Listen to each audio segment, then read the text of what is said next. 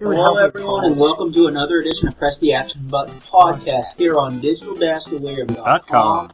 As always, I am your host, Joystick. With me this week is Spoonman.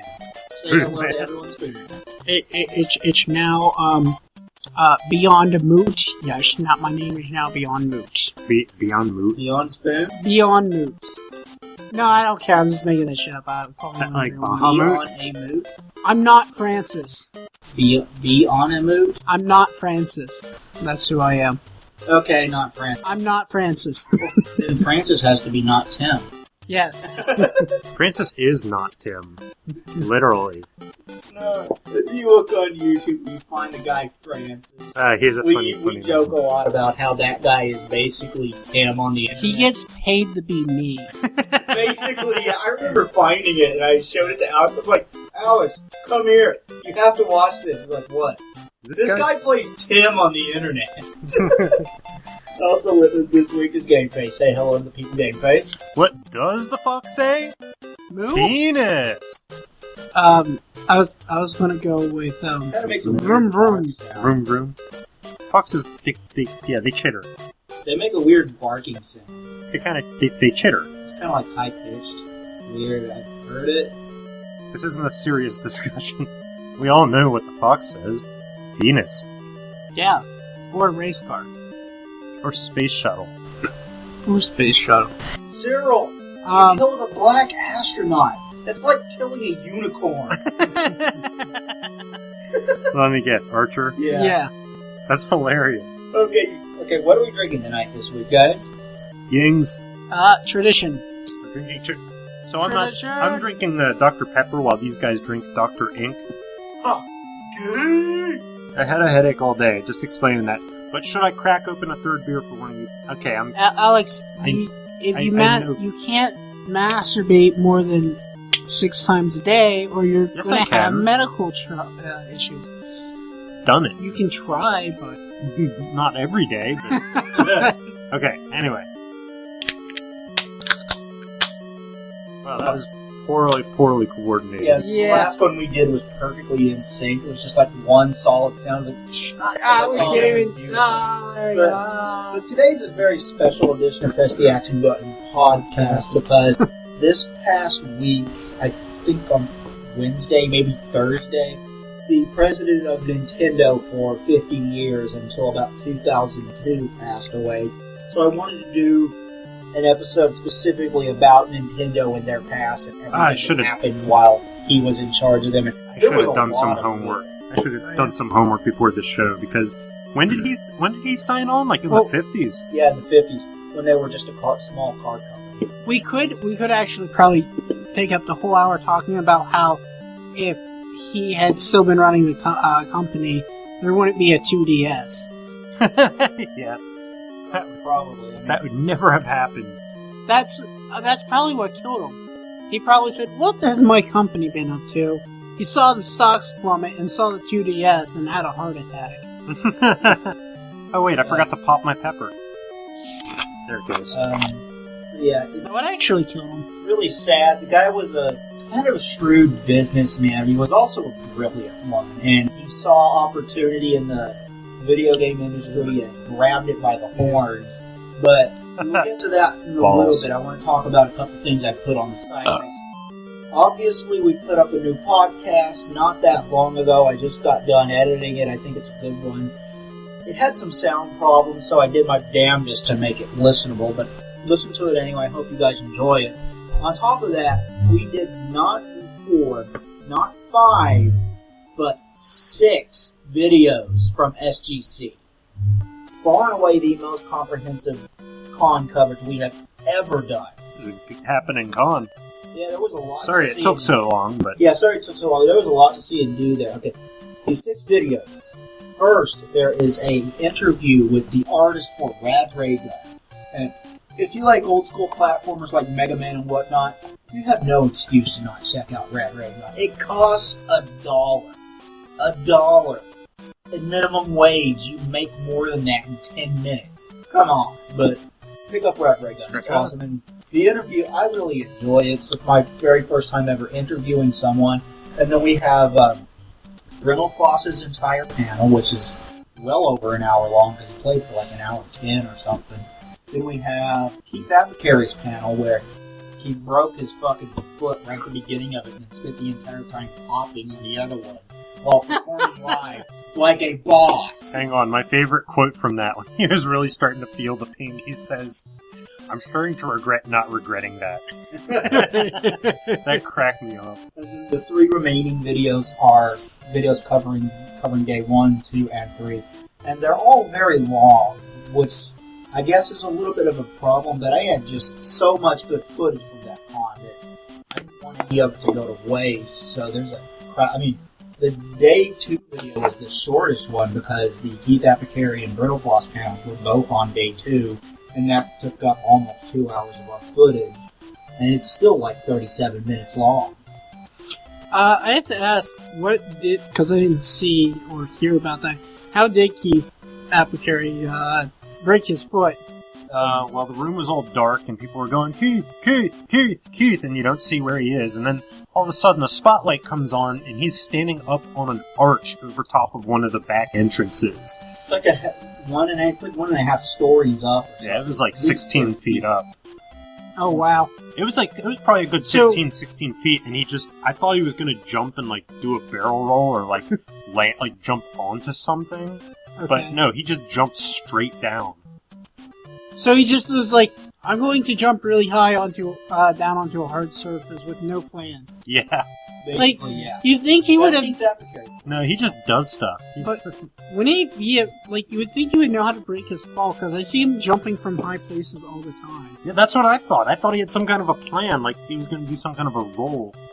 Yeah. So he just ragdolled off of there? Basically, yeah. Well, he pencil jumped. He jumped straight down.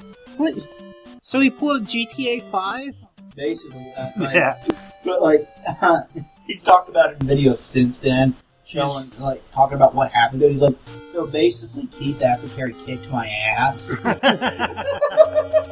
When he's talking about the injury as himself and not Keith. Oh, yeah. Fucking good. Yeah. Yeah, he's a funny man. As me and Tim pick at our homes. Yeah, and you moved recently. Yeah. That's pretty exciting. By the way, on record, Turnball hates him because he said, oh yeah, he goes around breaking people's shit and not paying for it. And I'm like, what? No, he doesn't. Yeah, he does. No, he doesn't! What are you talking about? Oh, and there was one music video where he trashed a store, practically. Yeah, but didn't he actually pay for that, or wasn't that planned? Helped him clean it up, but they didn't make him pay for it because they felt sorry for him. Because he was in character the whole time. Oh, really? Yeah. Oh, wow. Hey, the whole world needs at least one of him. I wouldn't tolerate a whole bunch of him, but one of them is fine by me. He does it for the lulz. Don't say for the lulz. I'm saying for the lulz because it annoys Alex. For the lulz. For the rolls. It's kind of like there has to be a James D'Angelo. Because who else are we going to talk about? Because if we didn't have James to talk about, then when we talk about other people, it's just gossip. And then you talk about James, and you get to say the words, or have to say the words, like horse semen, or fiber. Liquid enema. Oh, what did he say to me recently? I forget. We need a jury. Yeah. Just he's walking by. I'm on a call, and I look over and he walks by. He turns to me and goes, "We need a jury!" And he continues walking, and I'm just like, "What? What?" I wanted to cry. So he said it directly at you? Yeah. He turned his head towards me and went, "We need a jury!" As he was walking by. This guy has worked with a bunch of us at several different places. He's that one guy who just shows up in random jobs, and it's why? I'm afraid I'm gonna start working from home, and then the guy who currently owns the trailer park ends up hiring James to do maintenance around there. Seriously, You can't escape him. Yeah. James is stalking you from job to job and home to home. God. I am sorry, Tim. The guy. The first thing I ever heard the guy say was, "I was going downstairs to clock out. He was coming up the stairs to go to the office for some reason." back when I was at FedEx, and he looks me right in the eyes and says, "Only 2 people in this building I can trust with this information." And then he was just gone. And I had never talked to him before that, and I didn't talk to him for a while after that. And so apparently I wasn't one of those 2. Obviously. I mean, well, you never know what's going through his head.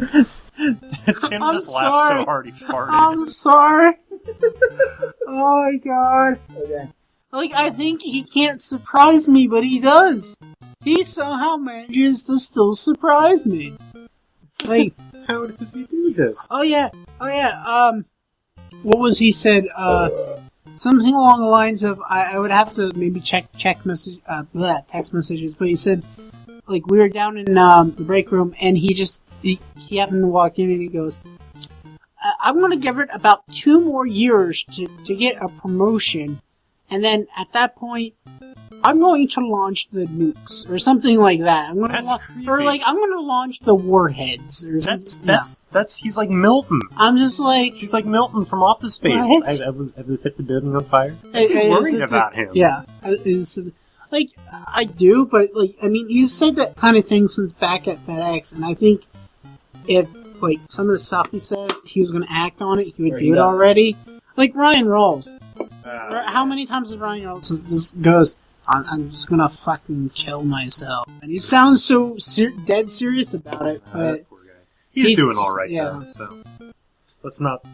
Like, although he'll do that, he'll go from actually having a serious issue to being, like, trying to turn left at a stop sign and say that kind of stuff, so...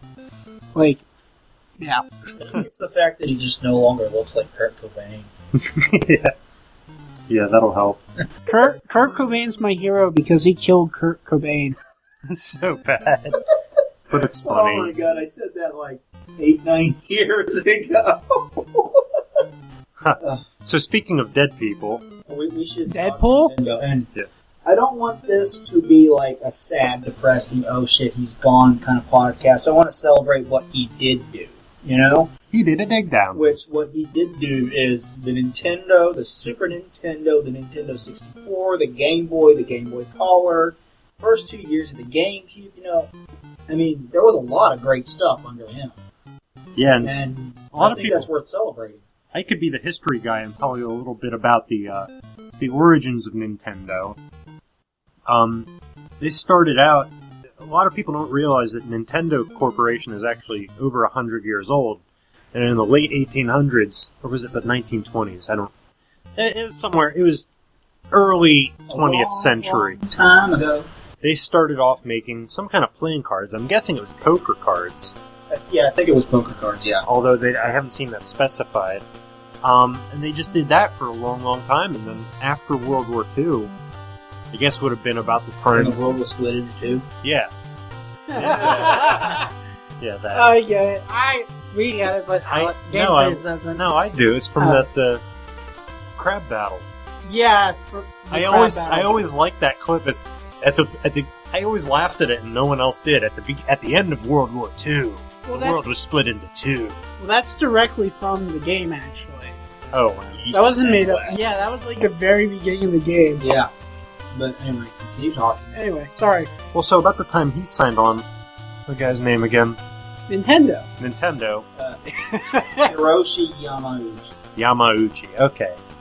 Around the time Yamauchi signed on, they actually started expanding. Now, of course, they didn't really get, aside from the playing cards, they didn't really get into the entertainment business much in the early days. Unlike Sega, which a lot of you people might know, Sega actually started off doing pinball machines and pachinko machines right from the very beginning. Short for service games, isn't it?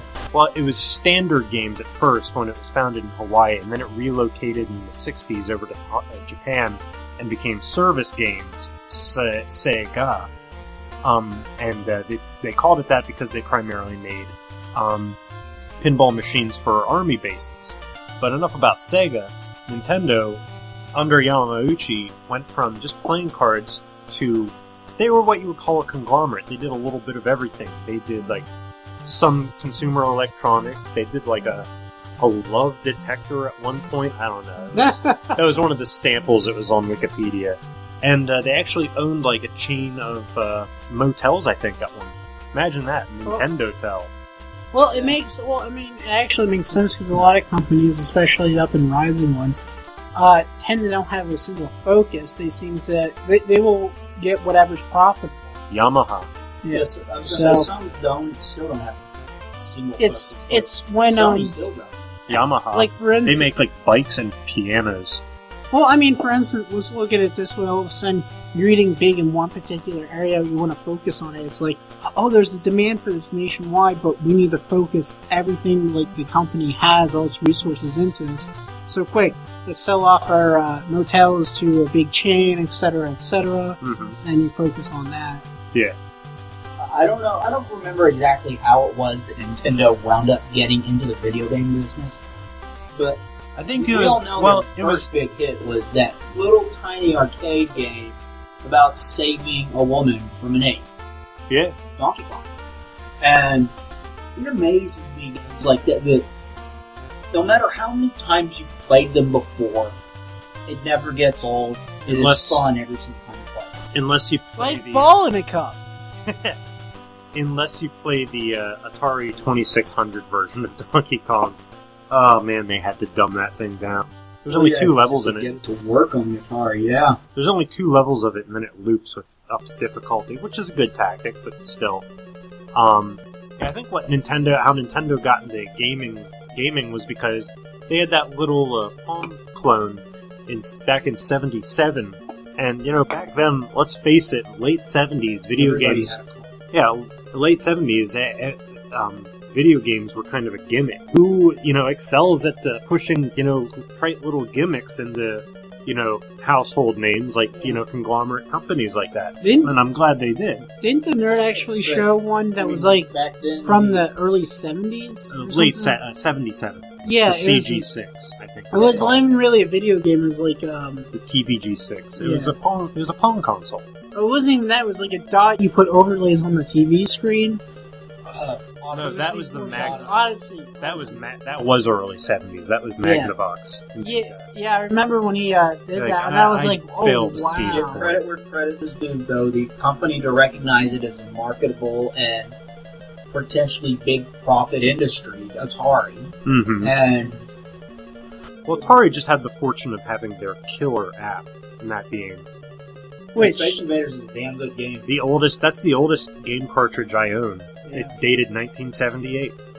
In a sense, it's still not dated because there's references to Space Invaders all the time. And it's a timeless classic. It's another one that every single time you play it, it's still fun.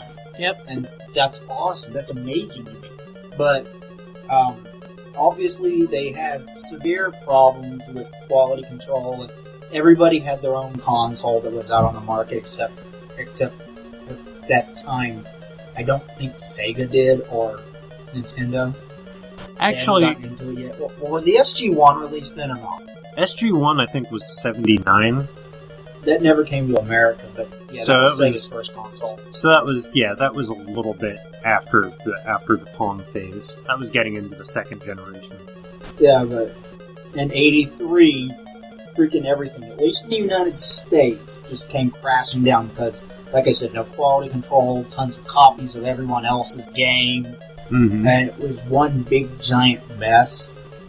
And then they spent like hundreds of thousands of dollars trying to develop a game for E.T., which didn't even need a game in the first place because it's E.T. It's not like some kind of adventure film. Like, you could make a Star game Wars. out of You Star can Wars. make You can make a game out of And they Indiana made Jones. dozens. Yeah. And you can't make a game out of E.T. There's nothing there to make a game Yeah. out of. Well, Except actually, flying a bike, which you can do in Grand Theft Auto.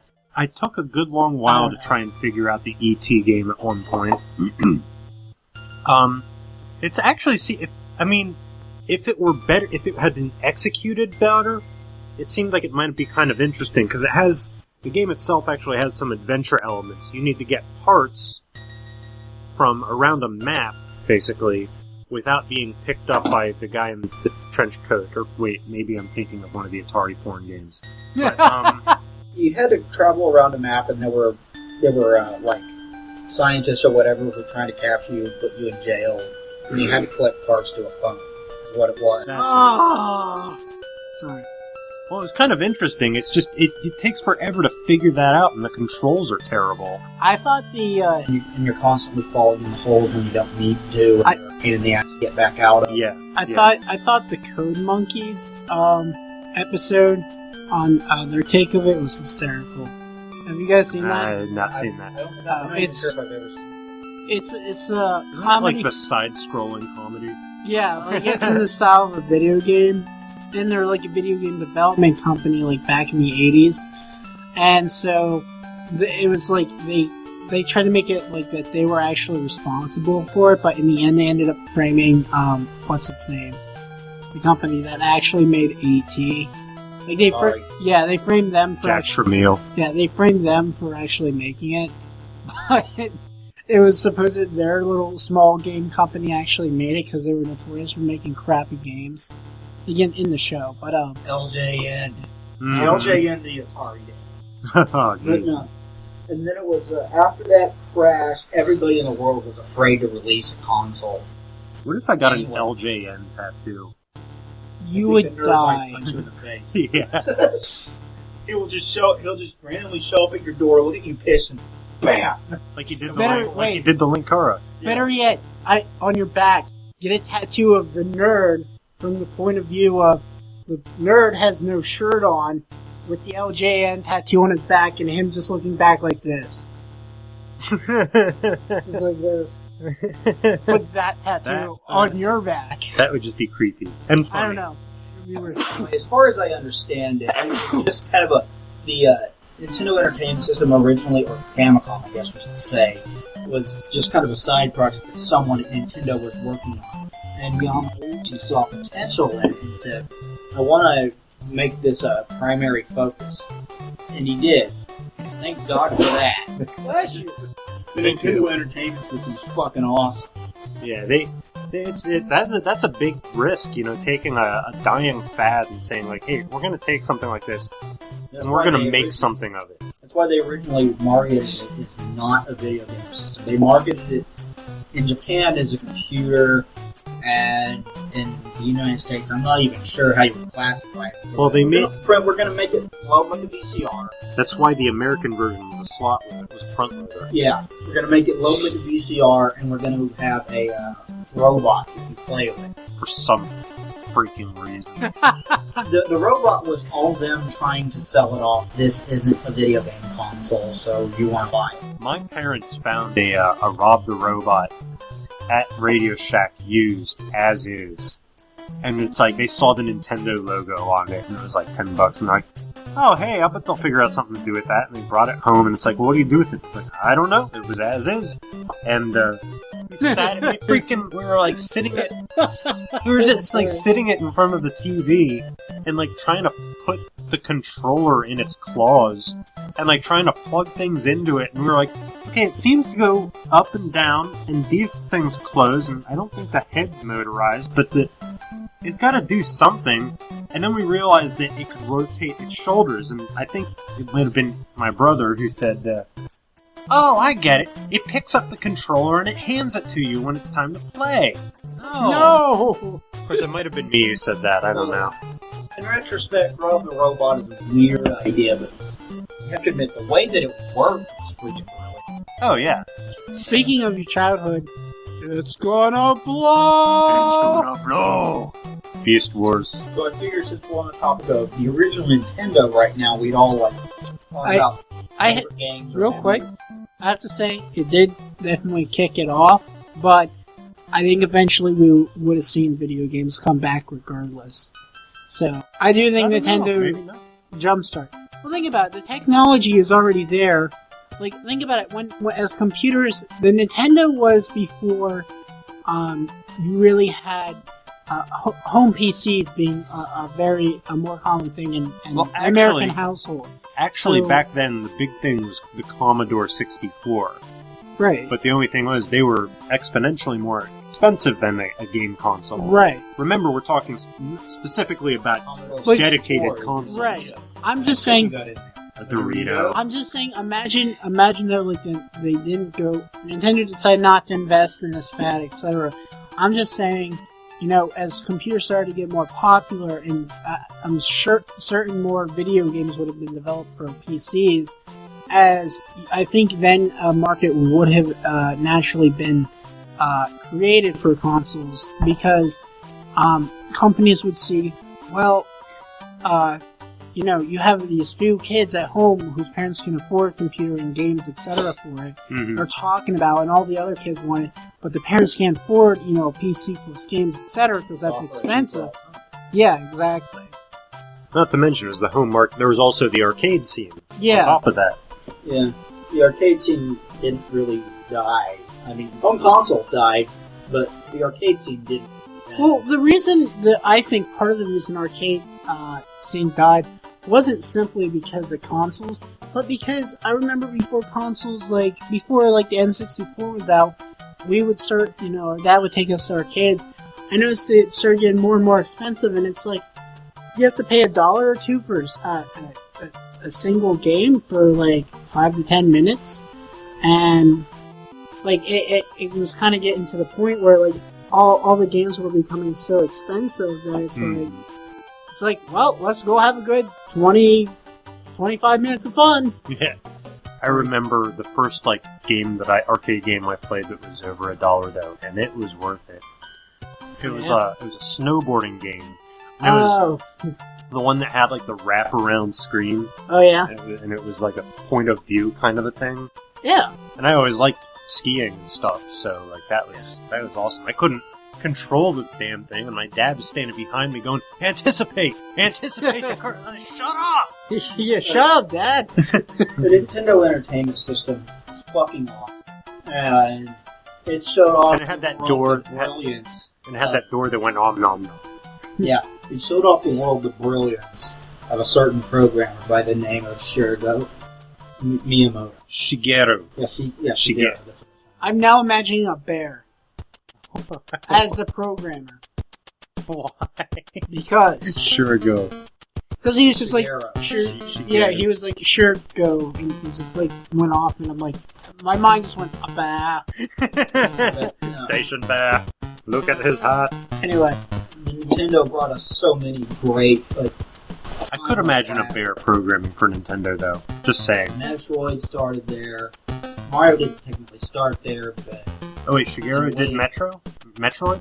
I don't think he did Metroid. But I don't want the metrosexual! I don't want the original Nintendo did bring us Metroid. He did. Shigeru Miyamoto did do Mario and Zelda. And both of those were fantastic.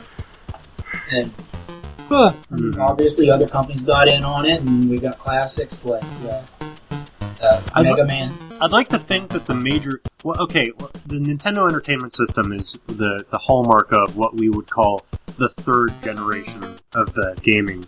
The first being the experimental and the Pong era, and the second generation being the Atari 2600 and Television, ColecoVision, and all that jazz. The third generation, what I'd like to think was the hallmark of that era is that was the first time when video games started to more resemble interactive cartoons than just games. Right. Because before that, they weren't very fantasy based. They were all either action or, sometimes sports.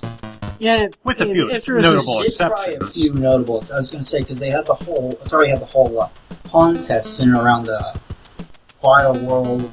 Oh yeah, whatever. But even Pitfall was kind of cartoonish like that. Well, a lot of back then, you gotta remember a lot of anything with story or fantasy based was your princess is in a console, or your princess is in a your princess is in a castle. But I was gonna also say there were a lot of games where it was just you get right into it. There's no story, but you look in the manual. And there's a whole so much was in the practically a book of backstory for the characters. That's why I told someone at work the other day, Zangief from Street Fighter is gay, right? And he was like, what? I'm like, that's canon. Zangief is gay. What? And the early a lot of people don't know there is a whole backstory and actual story to the early Street Fighter games. People just don't know it. because it was like in the It was all actual. in the manual. Yeah, it was all in the manual. I miss having a badass video game manual. Well, I think what it is, more specifically, I was saying the cartoon analogy, I think more specifically it's the third generation, the Nintendo, the NES era, was the first generation where video games had characters that you could kind of put a face on. You know, and that's... Yeah. Yeah. I mean, they tried a Pac-Man cartoon once, and, you know, no one ever talks about that, but... Freaking Mario had three times? And a movie? They weren't very successful, but they were still memorable, at least. And Legend of Zelda had a cartoon that was part of, Super Mario Brothers Super Show! It was the, Hey, paisanos! No. No, it was the one Excuse that me, had the kids that princess. sucked into the TV, and he was in, like, Video Land. Monster Ranger? Also, yes.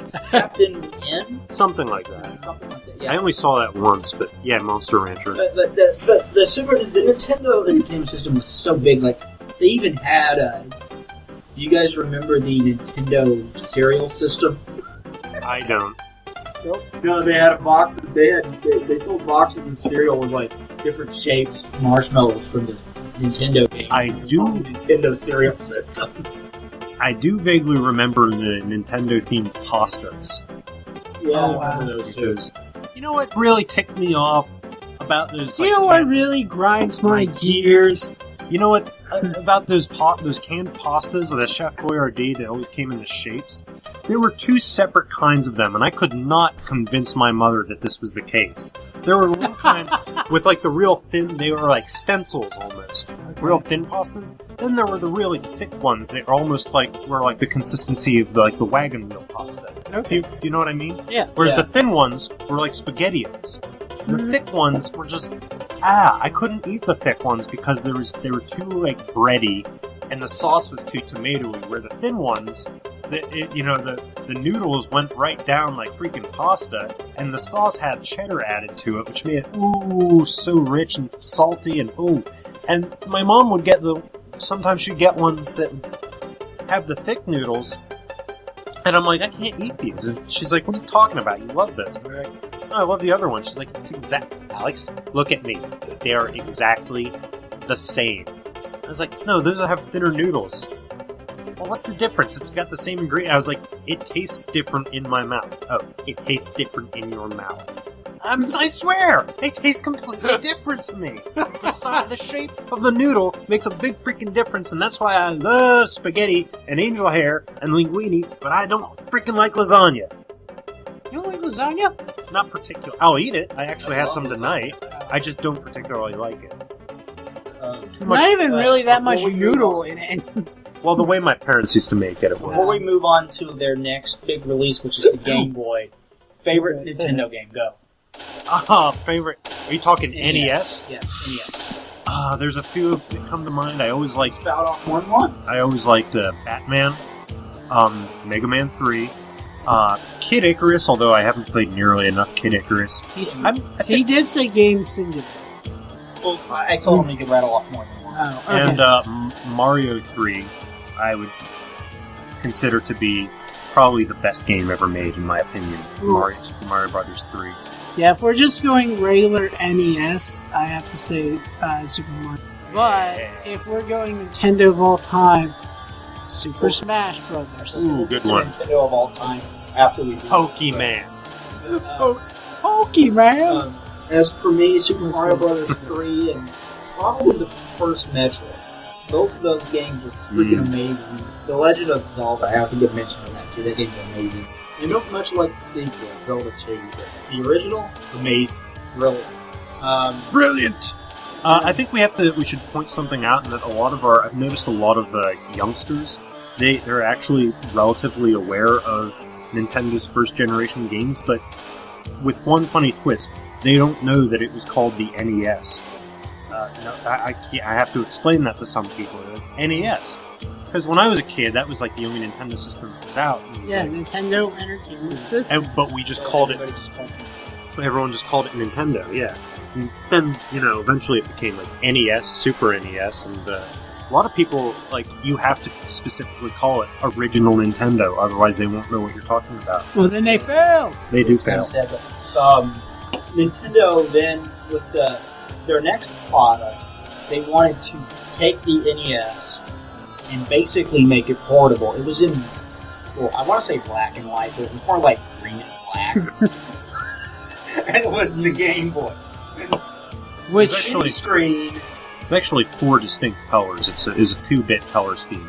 very blurry, looks like ass, and I fucking love it. I love it the was- Game Boy. it was actually no. I mean, to be fair, very it was comfortable. it was actually really good. And best thing that you can say about the Game Boy though was that, unlike a lot of crap today, it truly was durable.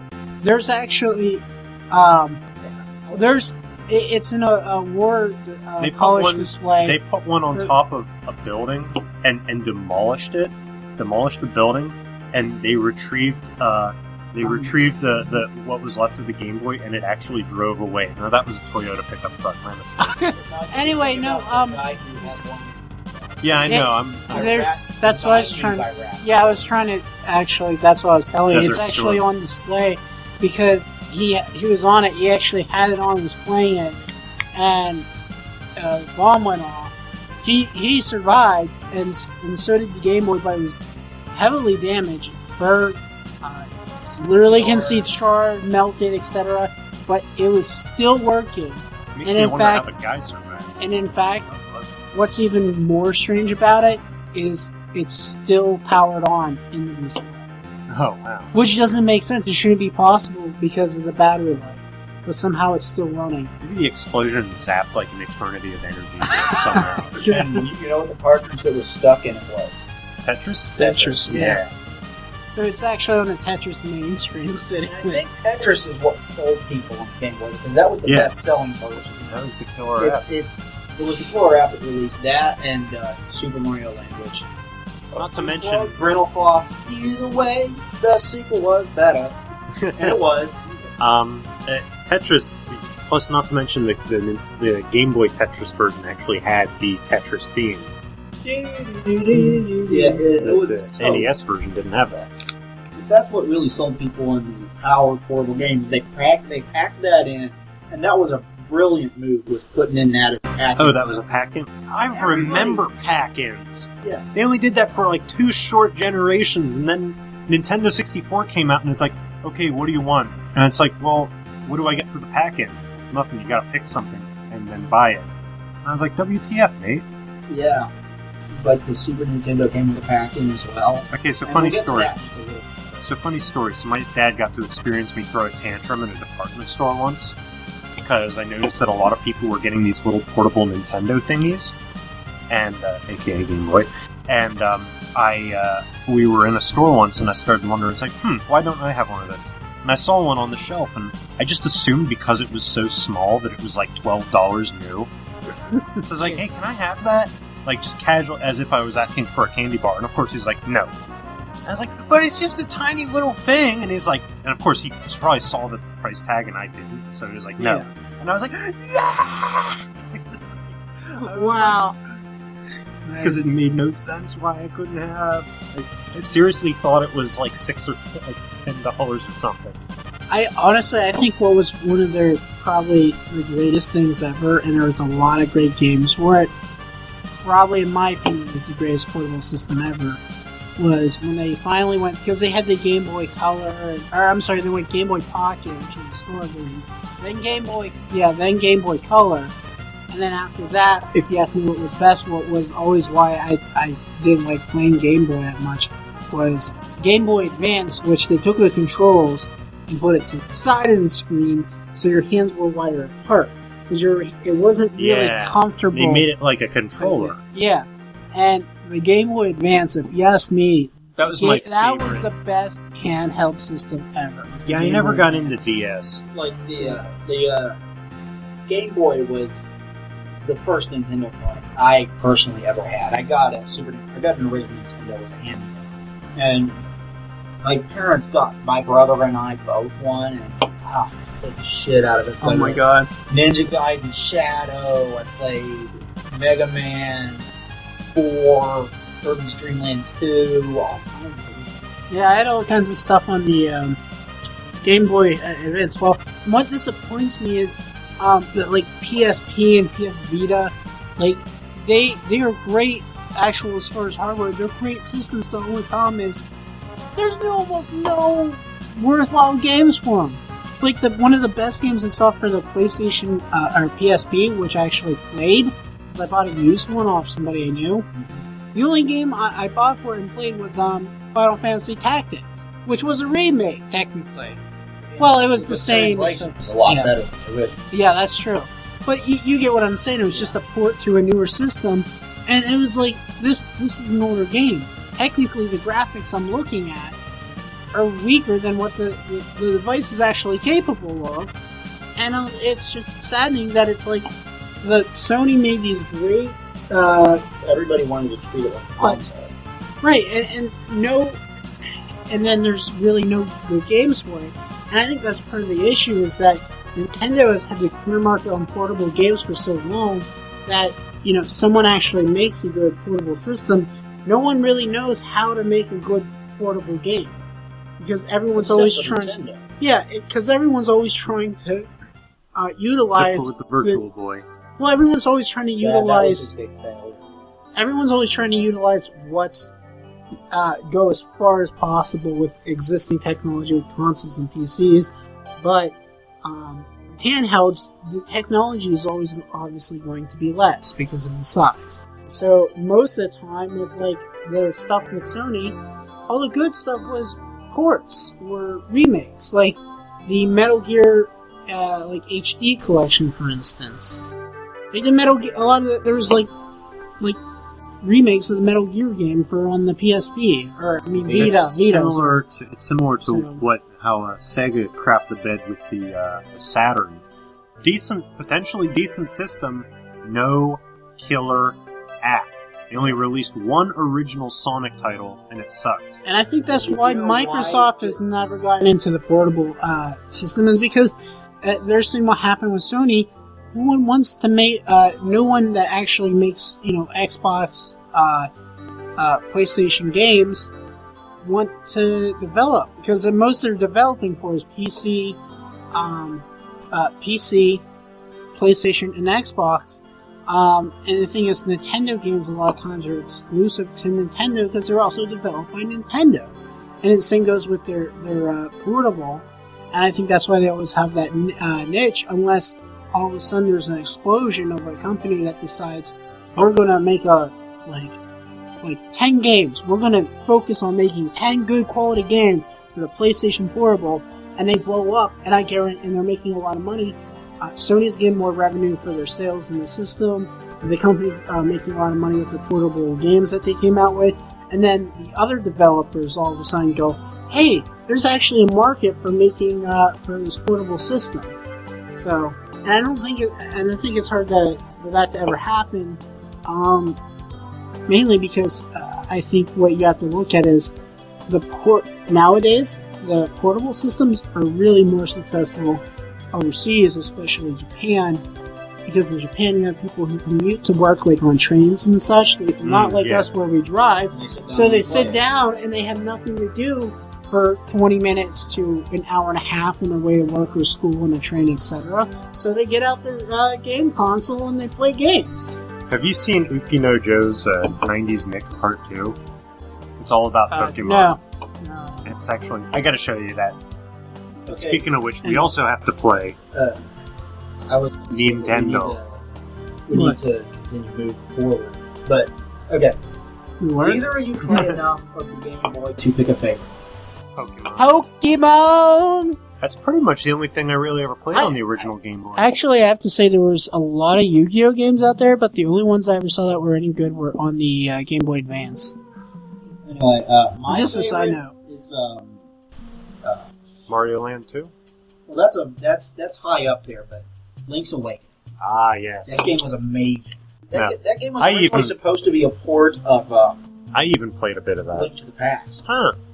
Which we should get to next, because shortly after, like a year, maybe 2 years after that, they put out a new console, and it was a big leap from their first one. It was much better looking and sounding and everything. And that was the Super Nintendo. And it was awesome. It's my second favorite system of all time for a damn good reason. It is one of the better systems ever made, but I mean, personally, I'm just not nostalgic about it because we had Sega and Nintendo, and that was NES and Genesis growing up.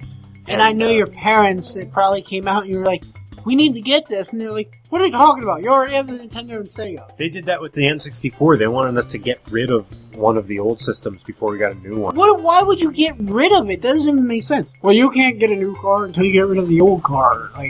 Because we didn't need 3. Well, yeah, so... Who has like 10. Yeah. Yeah. Well, they didn't understand. That's like, And I don't blame throw them. away a perfectly good VCR because you never know when, because this new one we bought might never ever break down. Yeah, like if it was like movies where you could play the new stuff or play the old stuff on the new systems, it would have been a different story. Yeah. But no, you got all these great games, and this was before the time of emulation, really. So you Yeah, had this would have been like 97. early 90s. Yeah, I think we still had Windows 95 at that point. Which I think is kind of retarded because don't you have, isn't technically emulators, you have to go to foreign websites and servers because it's technically illegal? Which is stupid because you That's can't a gray even. area. Yeah, because you can't buy these things anymore. Yeah. Technically they are protected. It's like if you want that, and this is definitely before Virtual Console, on Sorry. Nintendo Wii. So it's like if you want to play those games and you don't have the original console, you're up the creek without a paddle. It's like screw it. My parents didn't understand that. They thought you could have one or you could have the other. Yeah. I can't say. I mean, they understand that a little bit more now. If it was they thought somehow you could sell it and get money back, like you would with a car, I could understand, but that's not how it works. And it's also like they're the same way with. I hate to rant about my parents. I do that a lot. No, they're good but- people. They're just square. Yeah. Well, it's like that. You know what else? When we were kids, I think what it is that parents don't have faith in their kids' taste. If there's something that they don't quite understand but we really like, they assume it's something mindless. Yeah, well, that's It's like it's like what they think of video games in general, what we think of all the Madden games year after year after year. Yeah. Madden. Isn't he Madden dead? Let it go. Madden. But anyway, the Super Nintendo, innovative in so many ways. Obviously, you could put a lot more on a cart, so you could put bigger games, as is evidenced by games like Final Fantasy 3 or 6 being much bigger than the NES game was. And Legend of Zelda was bigger, freaking Metroid was bigger, Mm-hmm. sound quality was better, it was The sound was stereo this time superb. I was always partial to the Genesis MIDI. around. Bass. The twangy bass, yeah. Super Nintendo always sounded a little bit muted to me, kind of like almost muffled. I mean, Yeah, I can see that. but it didn't quite have as much punch. Although you could get some sweet bass lines out of the Super Nintendo. It was like jazzy bass, but it was bass. I'm thinking of the first field theme in the past in the Chrono Trigger when you first go back to the past. Yeah. That had a really sweet little bass line to it. And There's a lot of stuff in Chrono Ebenezer Trigger that had good took my bass. statement. Oh, that reminds me of that fan game that John posted. Was that real or was that just fake? The what? The fan game for Chrono Trigger. Is that real or fake? I tagged you in it. John Travaglio posted it. Oh, I don't There remember. are some people have tried to remake Chrono Trigger on more than one occasion, and Square gives them a cease and desist order every time they find out about it. Right, he posted this, and supposedly what he had said was I remember it had been made and then it been seized or something. I remember but it seeing got the leaked. post. I don't Was it a remember 3D remake? No, it wasn't a remake. It was a fan continuation of Chrono Trigger. Oh. Supposedly 30 hours of gameplay or something like that. A fan made one, and they had been seized, and finally, been What did we leaked. get as far as a sequel to Chrono Trigger? Freaking Chrono Cross. Chrono Cross, like, it lost. We don't really. I only. We don't talk about that in this house. We don't say the We don't CC talk word. about Sony on this podcast, but we will talk about Sony on future podcasts because I love Sony. But we're here to talk about Nintendo and celebrate everything they did. And the Super Nintendo was They amazing. gave birth to Mario Frustration indirectly. Nintendo, we're gonna do this. Yeah. However, I have to say, I think they're failing recently. Not just marketing or because their beloved leader left them, but because my cousin doesn't believe me or my brother that Mario is a plumber. How does the younger generation not know this in the new games? Is this not established in the new games that he's a plumber? What the hell? You wouldn't think of that playing freaking, Mario Galaxy. He's played a bunch of the new games, and he does not believe us that Mario is a plumber. Wait, who is this Why we're do you talking think about? there are so Our many little pipe cousin, systems he's in like Mario? 11 years old. Why do you think there are so many pipe systems in Mario? Well, Because he's granted, a plumber. how would you know he was a plumber from the older games? Except for reading the manual. He was a Because he's carpenter, Italian and he has overalls. I don't know. but, They yeah. really did mess up Mario's image ever since Mario 64. I mean, he went from Coney Island Disco Palace to Yeah. what? Yeah, well, they kind of, sort of gave him a voice. He doesn't speak, but he has a voice. Oh, it's me, Mario. It sounds like Mickey Mouse. I That's know. the problem. Yeah. Mario should not sound like Mickey Mouse. You should sound like a plumber. And we should have a bunch of sweet-ass porn of Mario with Peach, but we don't because he sounds so awful. So all the porn is with Peach and Bowser, and it's a tragedy. This is true. Okay. Favorite Super Nintendo game, go. I'm sorry, I just realized what I said. Chrono Trigger. Problem. Super Nintendo I game, think. go. I have a confession. Never really played the Super Nintendo. I saw it at a friend's house, but I never got to play it in games. Just on say it, Star Fox. except for Super Mario World. It's okay. You can Play say Star Star. Fox. You love Star Fox. I like Star We Fox love you for it. 64.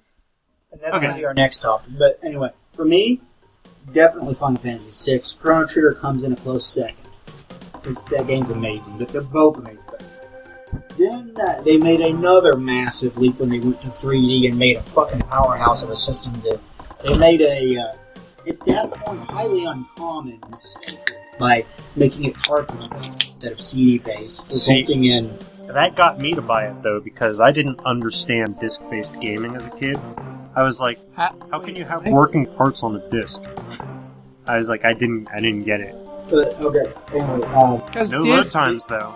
yeah, no load times, but the games were more expensive to produce. So Yeah. The PlayStation games that were on sale or I noticed Player's Choice or something. whatever, greatest hits were half the price. I noticed something about PlayStation versus PS1 versus N64 though, and that's that penises. No, I noticed that. Well, yeah, that was one of the big things with. I remember what I was going to say, but you go Well, ahead. N64 versus PS1. I didn't realize that at the time, but as console growing up, I know, right? You don't I- have it. I actually I had N64, and I would argue with some people at school which was better. But they were arguing about in the terms of graphics, and I was like, yeah, but the games are better. And but still though, they're like, yeah, and it's more expensive. And they were trying to argue quality by the graphics most of the time. But Kids that was Both systems have their but fair share of time. right. But Kids in any tuning case, in, you will never understand the console wars like we understood the console Yeah. wars. because that really Sega, started with You would- N64. Sony, You would Nintendo. go to your friend's house for a huge slumber party and be like, "Hey, I I brought Streets of Rage. You want to play some Sega?" And they'd be like, "Oh, we don't have that. We have Super Nintendo," and it's dramatic chord. We have Final Um, Fight, motherfucker. But yeah, it's just that one of the issues I found out. I didn't initially realize as a kid, but I found out later is that like you mentioned the cartridges. are so much more expensive to produce versus a disc. It's literally a matter of, I think they said it's like a difference between $8 versus 8 cents in actual production cost. So that's literally 100 times more production cost. And that's why companies abandoned Nintendo. And to be fair, I mean, obviously they learned their lesson. They're not going to continue along that line. But like a lot of people ask that in the past because they're like for consoles to stay alive versus PC, because PCs are, as far as not just graphic wise, but in what can be done, processing power is making leaps and bounds over what consoles can do. And so they're wondering how how consoles are going to keep advantage. Someone, I believe it was Paxi, asked, are they going to go back to maybe some, not necessarily directly cartridge, but something based like that, like a thumb drive, etc., that can hold more than a disc? And he said honestly, when you think of it, Nintendo portables still are. They never will. And he's like, here's why, and it's simply because of the production. Because really? Oh. Someone pointed out, like, even though like thumb drives are cheaper, etc., he's like, you're not going to see that because it's basically whatever you're talking about, cartridge based, etc., is portable hard drive in a sense. And now in today's standard of thinking about it, it's never going to be cheaper than any type of disc, the Blu-ray disc, etc. Or even further still, a download. Exactly, and he's like, if you look at it, they're always going to go with what's cheaper in production. And in the long run, that helps you as well. But, and he's like, there's still the whole argument of one problem with DRM nowadays, and a lot of people don't like that too. A lot of people like to have that physical library in their home, yeah. So, there's still always going to be a demand for physical copies. So he's like, what you may see though is, he's like, with developing technology, there's very well possibility there might be something newer than discs that might come along in technology that's it costs the same in production and does it better, or does the same thing for cheaper. But he's like, you're never going to see go back to anything that's going to cost more in production. I miss cartridges. I want them back. And you know what else? You know what else I miss? Why it was awesome. Well, I was talking about the N64, but okay. It is getting late, and we should probably plow through these. 4 controllers and then shoot the breeze. in one console. It was awesome. It made it the party system because they did that. Oh, controller. Okay, I get it. I see what you mean. Yeah, Mario Party. Mario Party was the man. Mario Party, Super Smash Brothers. Fucking Super Smash Brothers. Those were the party games. That's what you did. We had a bunch of people over. You brought them over. You brought out your Nintendo 64. You played those games. Yeah. And it was awesome for it. And it had Ocarina of Time, which many people consider to be the best Zelda game of all time. It brought Mario into 3D, and aside from the camera sucking, it did it right. It was awesome. Super Mario 64 is a fan-fucking-tastic game. And with great replay value. Even if you've already beaten the game, you don't even have to delete your game. You can just go into levels and screw around. Yeah, and it's so much fun, too. And Super Mario 64 is awesome. And there are aspects of it that haven't aged well, this is true, but... I noticed that N64 took more risks with the graphics, whereas PlayStation played it kind of conservatively, and they did a lot of 2D games with just enhanced features. I mean, like... Well, especially earlier on. Yeah, like tactics, you know? I know we're trying to focus on Nintendo, but one thing that Sony did do that was 3D based that was very well was Metal Gear Solid. Yeah, the 3D on the Metal Gear Solid did look very good. N64, on the other hand, almost every game, I've only played like 2 N64 games that were not 3D. And it was technology that wasn't quite mature yet. But it was a golden age for Rareware, too. Yeah. And they kind of started back on the Super Nintendo with quality games. They had, what the fuck is the fighting game that they did with the skeleton and we saw it at SGC, the new one. Killer Instinct. Oh, okay, never played it. They did Killer Instinct on the Super Nintendo, and they did Donkey Kong Country, but when they got to 3D, they just hit a fucking golden age. And they did Banjo-Kazooie 1 and 2, and they did Conker's Bad Fur Day, Oh, yeah. and they did GoldenEye. And GoldenEye was one of the games that helped prove that you could do a decent first-person shooter on consoles, along with Turok, which was another really big hit. And started off, as I learned, because I was at the panel for Iguana Entertainment, started off as just a small side project for them, and they saw it and they're like, so you're killing dinosaurs with bows and arrows and shotguns? That's awesome! Let's pump some money into that! My boss tells me that Turok was actually a comic series before it was a game. I didn't know that. Yeah. Gronk. But there are even some lesser-known games that are still a lot of fun, like Sucker Punch got their start, who created Infamous, which I know you like, and they created Sly Cooper, which is also very good, but they got their start on the Nintendo 64 with a game called Rocket Robot on Wheels. Okay. That's such a hilarious name. Basically, it was a Rareware title not made by Rare. It's basically what it was. It was made by Ware. And it was cool. It was a lot of fun, but that's kind of one of the undiscovered things about it. Favorite N64 game? The thing, That's a tough Super list. Smash Brothers for me, but second closest definitely would be Star Fox 64. And the thing is, I know that sounds cheap because most people who got it with Star Fox 64, and we did too. But I feel like, yeah, that too. And I feel like they kind of it was too good of a game to come with the system because for the longest time, me and my brother, we got the system and we just played that game. We were like, we could go buy a new game with our allowance, but this one's good enough, and we didn't go buy Nintendo games. Why fix what ain't broken? Exactly. So that was a good one. Tim ate the ham. I ate the ham. Ian got so mad the one time. He was just like, Tim, stop eating all the ham! He's so mad. We're all like half health, Tim. Favorite N64 game? Tough question. Mystical Ninja. I gotta be honest. I love that stupid game. I gotta be honest. Ian let me borrow it to play, and I got into it. I tried to play as hard as I could because he talked about it nonstop.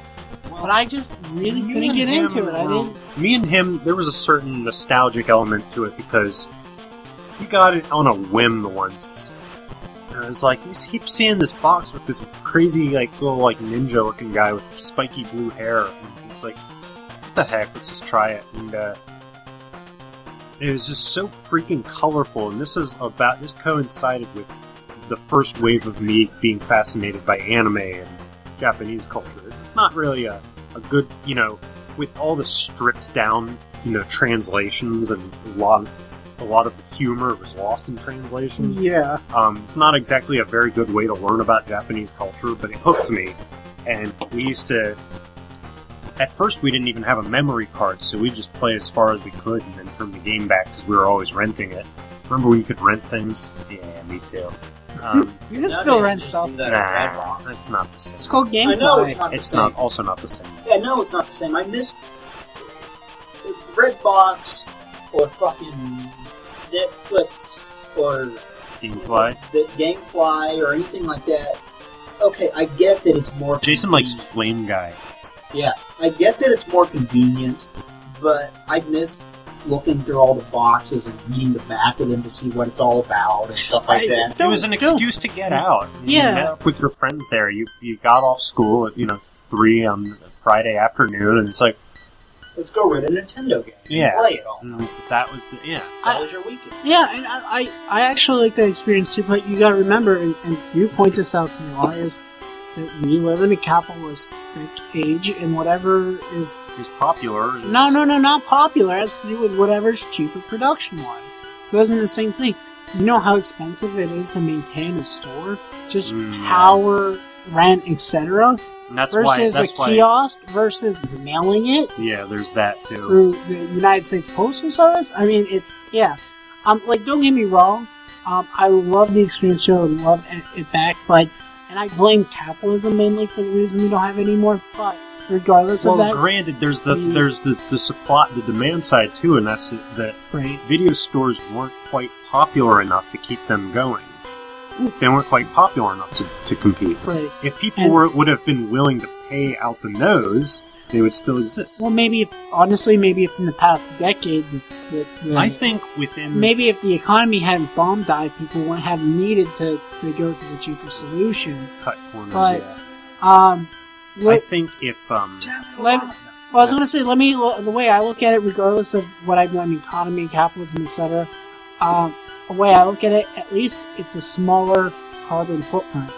that is nice. So, I mean, lack of video stores. I think within the next 10 years, you're going to see at least a handful of retro style rental houses, like video stores. Just like, I mean, you might have to go a while to it, but you go more for the experience than for the actual games. It's like when James Rolfe actually set up an old video store in his basement. Watching that video made me so nostalgic. Right? I loved it, but okay, we really need to wrap this up. Okay, my favorite Nintendo game, Nintendo 64. So hard to pick. From first party Nintendo, either Super Mario 64 or Star Fox 64, and I find it hard to pick between those two because they are both fan-fucking-tastic. Very good. Also, I have to give a special mention to GoldenEye, which I played the shit out of with my brother and friends. And Doom 64, which I feel is very, very underrated as a shooter on it. And Turok. I'm a first-person shooter guy. Allow me this. Those three were awesome. But we really like need a boss. We're at an hour 8. We really need to wrap it up and go. What I wanted to do with this was just discuss Nintendo, talk good about them, share memories about them, and it created a league of fanboys and fangirls that rivals the Macintosh, that rivals the Apple fandom, and aren't nearly as annoying. Yeah, well, yeah. Hey, that's a dying breed, the Apple fanboy. How about it? Yeah, because people actually I'm guilty. I've owned Macs. Yeah. They're all right, you know. Yeah, but people started to wise up, and they do make quality. It's not that people wised up; it's that Apple really started to suck. Their old stuff was really good. Well, no. They have made quality products. I'm not arguing that. But when you compare they stopped focusing on the product. They started focusing on the fandom. Right, and when you compare what they have to what else is available, it's just not worth it. Okay. Anyway. Death Note. The entire gaming community owes you a debt, Mr. Yamauchi-san, and we all thank you from the bottom of our hearts for the consoles, the handhelds, and all the memories that you brought us with all the great games on your company's systems. And we would just like to say, rest in peace and goodbye. This has been another edition of Press the Action Button podcast here on digital-delirium.com. As always, I am your host, Joystick. With me this week was Slack, or Nightmare Spoon, or Spoonicus Nighticus, or something. Not Francis. I haven't finished my... metrosexual! I haven't finished my Japanese lesson yet. It doesn't matter, they localize that shit! They localized that? Had to have been there. No, not Game Grumps. Wait, was it Game Grumps? It was Persona 4. Okay. Anyway. And and also with you this week is Game Face. Say goodbye to everybody, Game Face. I will say to Yamauchi-sama, sayonara, and to Nintendo, ganbatte! I think is the phraseology. Freaking Weibo. Not he, but yeah, I'll go with that. Okay, God bless. Good night and good luck. Don't be calling. Okay. Don't ever be calling. Be Batman. Never be calling. Be Batman. Unless you're going to be calling Mockery. He's kind of cool. Yeah. We will talk to you guys next week here on digital-delirium.com. Talk knocker. Bye.